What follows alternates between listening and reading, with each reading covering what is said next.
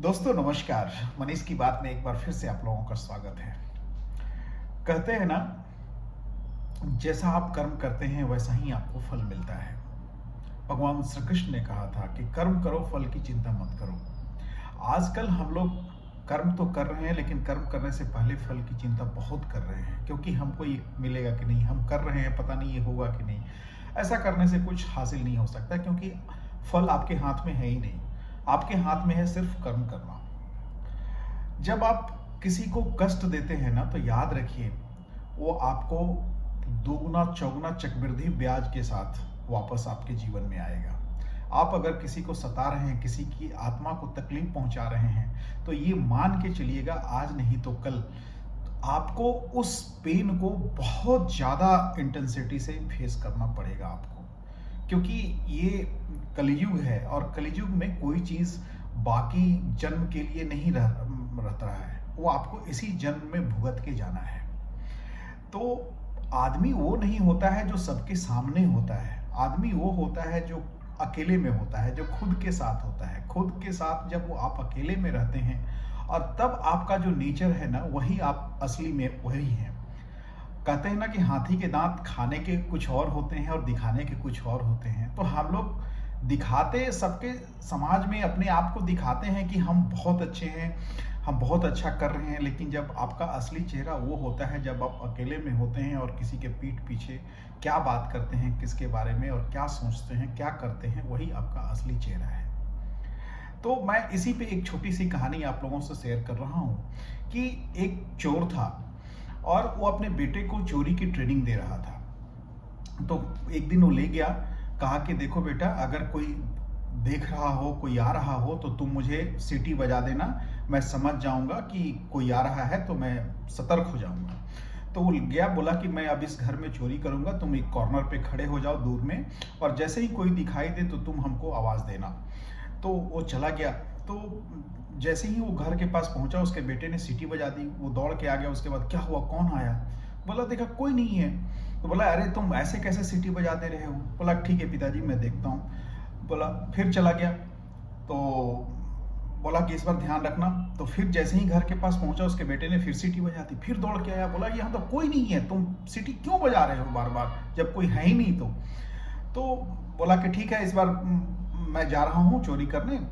फिर तीसरी बार उसने सीटी बजा दी। तो उसको आके एक झप्पड़ लगाया, बोला कि तुमको मैं बोला कि कोई आए तब सीटी बजाना, तुम हर बार कोई देख नहीं रहा है और तुम सीटी बजा दे रहे हो और मैं चोरी नहीं कर पा रहा हूँ। तो लड़के ने कहा कि पापा वो देखो, चंदा मामा देख रहे हैं। तो जीवन में क्या होता है ना कि हम लोग अगल बगल देखते हैं कि हमें कोई देख रहा है कि नहीं देख रहा है, लेकिन हम ऊपर देखना भूल जाते हैं, क्योंकि ऊपर वाला ना हमेशा आपका हिसाब किताब रख रहा होता है, बहुत अच्छी तरीके से रख रहा होता है कि आप क्या कर रहे हैं, क्या नहीं कर रहे हैं। आप सीसीटीवी कैमरा में तो अपने आप को बहुत अच्छा फील करते हैं कि नहीं हम बहुत अच्छे हैं, लेकिन ऊपर का जो सीसीटीवी कैमरा है वो कभी दिखता नहीं है। तो वो उस सीसीटीवी कैमरे से ना कोई बच नहीं सकता।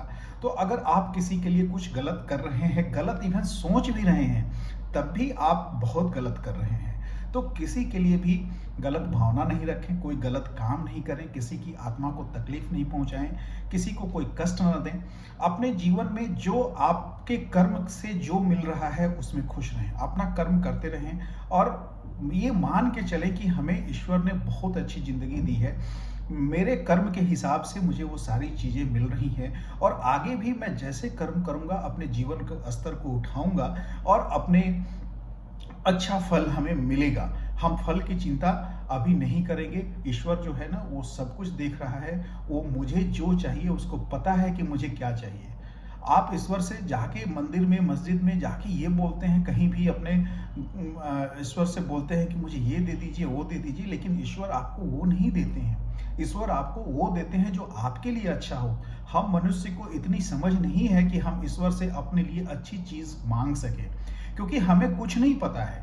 लेकिन हमारे ईश्वर जो हैं उनको सब कुछ पता है कि हमें क्या चाहिए और कब चाहिए, हमें कैसे उस चीज़ों को देना है और किस तरीके से देना है, कितने मुश्किलों के बाद देना है और क्या-क्या फ़ील कराने के बाद देना है। इसलिए जब ईश्वर कोई समस्या आपके जीवन में लाते हैं ना, तो वो समझ लीजिए कि आपको कुछ सिखाना चाहते हैं, आपको बताना चाहते हैं, वो फ़ील कराना चाहते हैं। तब जो चीज़ें आपको मिलती हैं, तब उसकी असली वैल्यू आपको पता चलती है। तो मैं यही कहूँगा कि हमेशा काम करते रहिए, आप फल पे ध्यान मत दीजिए और किसी का दिल मत दुखाइए, किसी की आत्मा को कष्ट मत पहुँचाइए।